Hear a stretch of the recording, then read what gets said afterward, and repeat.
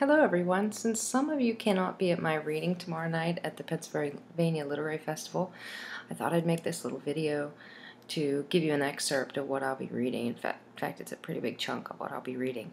I will be reading from my memoir in progress called The Optimist Addict, and it's about my life before and during recovery from binge eating disorder. I was diagnosed with food addiction and binge eating disorder last May, and in fact it's been a little over a year, just a little bit over a year since I hit my first year in recovery, and I'm really excited to have the chance to talk to other people about what I've been going through, kind of the genesis of the disorder in my life, the steps that I have taken to get some healing, and so forth. To give you some kind of idea about what binge eating disorder is, I guess it's hard to explain because it manifests itself in different ways in different people. In my case, I didn't even realize that I was doing it. I was eating compulsively and mindlessly, and once I eliminated a bunch of trigger foods, things like all flours, all sugars, all processed food, all animal products, and things like that, my clear thinking was just brought back to life. It was restored for the first time in a long time. I had binge eating disorder, and I still have it for over 28 years, since I was 11 years old. I'm 40 years old now, and I can tell you that living with it was extremely difficult, has been extremely difficult, and probably will be extremely difficult. But compared to where I was a year ago and today, it's like a miracle, and I say that every day. I'm grateful. My keys to recovery, and I'll be brief here before I start my reading, consist of meditation, of course abstinence from foods that I know trigger me to binge eat, going to see my therapist regularly, getting out, playing with my son, going to the playground, riding bikes, all those wonderful things. But also honesty with myself, honesty with others. A lot of the disease, like I said, was about denial and just not understanding and being lost in food. I used food as a drug, as somebody would use cocaine or alcohol, and learning how to get away from that, and how to get away from that dependency and the coping mechanism, saved my life. Anyway, so what I'm going to do is read the excerpt that I'll be reading tomorrow night, and it is from Chapter 1 of my book, The Optimist Addict. And some of you know a little bit about this story already, but not the whole thing, and I apologize for not looking up the entire time while I'm reading. I'll try as much as I can, but I am reading from my story here. Anyway, so here's Chapter 1, and it's called Lip Tied. For my 40th birthday, my husband got me a gift I'd always wanted but could never afford. He paid for me to have the gap in my 2 front teeth fixed. With the advent of social media and selfies, the gap about the thickness of a Susan B. Anthony dollar became like a chasm to me, or a chasm. A dental Grand Canyon of sorts that seemed to pull camera flashes to it. If I tilted my head a mere inch toward the light, the gap would fill with shadow that stood in stark relief against my white, never-cavitied smile. And it really was there. See? All gone. I'm sure it seemed so large to me, in part because of its meaning. I associated it with where I came from, but never wanted to be. A trailer park in West Virginia. The only people I knew with a gap in their teeth, other than the occasional high-profile David Lettermans or Lauren Huttons, were too poor to get their gaps fixed. I hated admitting that I held these beliefs, especially at 40, especially as an academic heavily invested in celebrating Appalachian culture. Although people had for years attempted to quiet my self-conscious fixation with, "It's not even noticeable," and "It gives you character," their words seemed hollow, placating.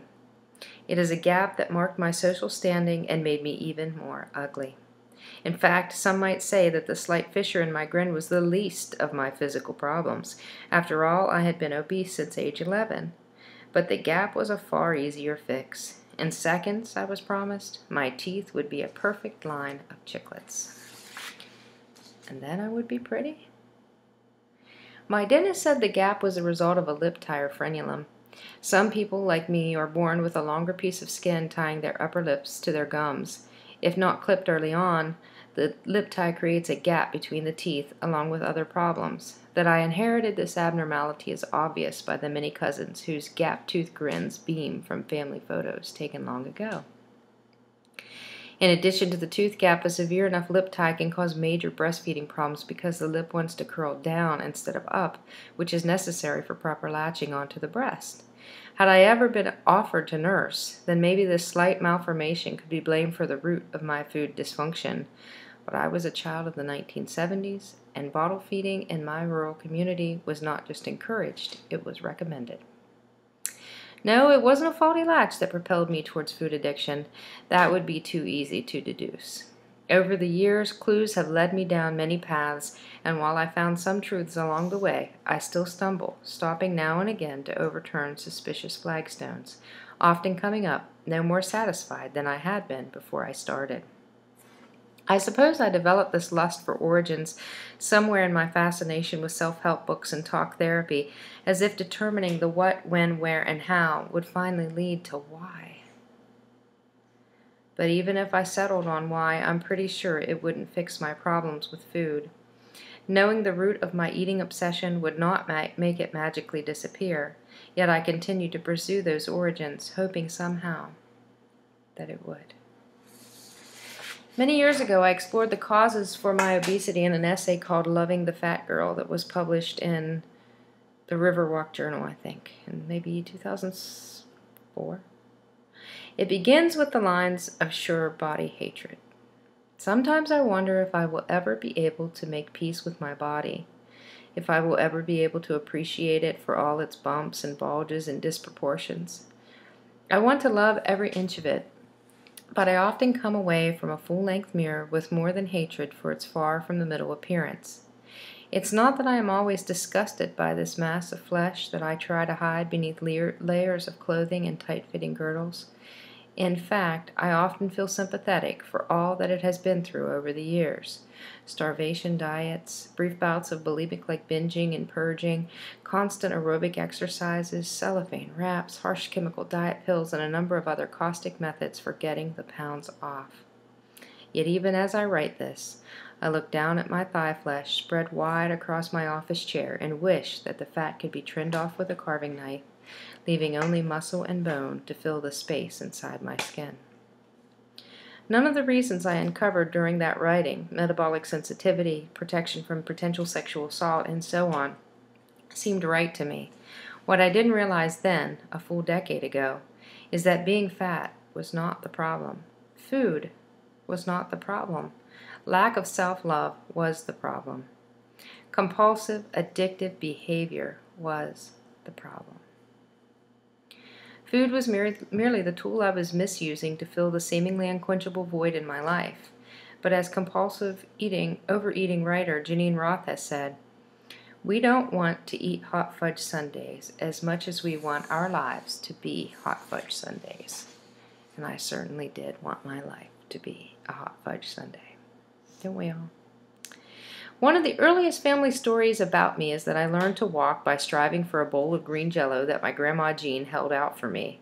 But my problems with food began long before I took my first wobbly steps. A picture of me taken around 9 months appeared in the local newspaper to announce my first birthday.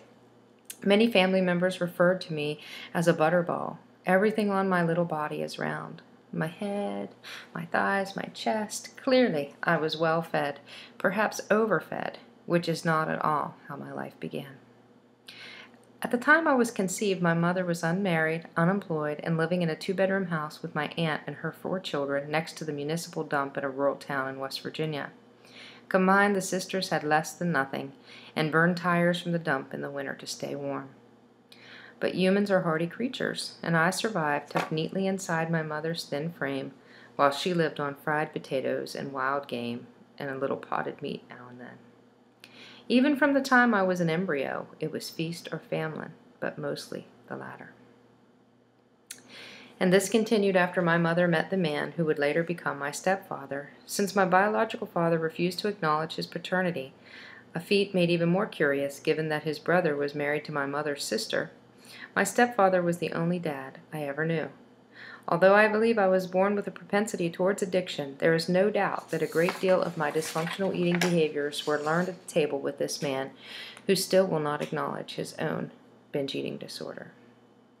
Growing up, we celebrated every occasion and grieved every loss with food, which is not so different than many people around the world. But what is different is the frequency and quantity of such family binges. In fact, when the money was good, every meal was an opportunity to overeat. I remember weeknight dinners of 2 homemade burgers and a platter of French fries each. Friday nights with pizza, 8 slices each. Sundays of BLTs with seemingly endless mayo and bacon piled high on toasted white bread.